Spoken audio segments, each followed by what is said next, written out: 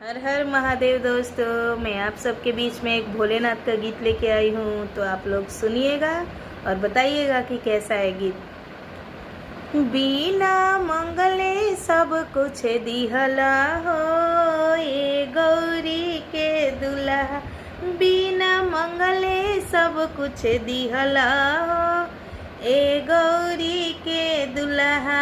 अनवा से धनवा त मन भरी दिहला, अनवा से धनवा त मन भरी दिहल, बिना मंगले बालका दिहल हो ए गौरी के दुल्हा, बिना मंगले बालका दिहल हो ए गौरी के दुल्हा, बिना मंगले सब कुछ दिहल हो ए गौरी के दुल्हा, बिना मंगल सब कुछ दिहला हो ए गौरी के दुल्हा।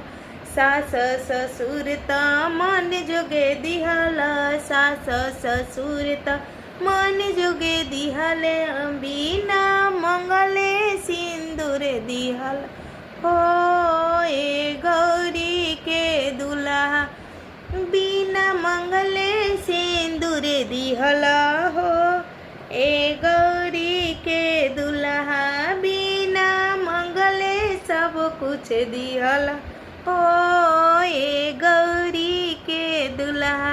हर हर महादेव।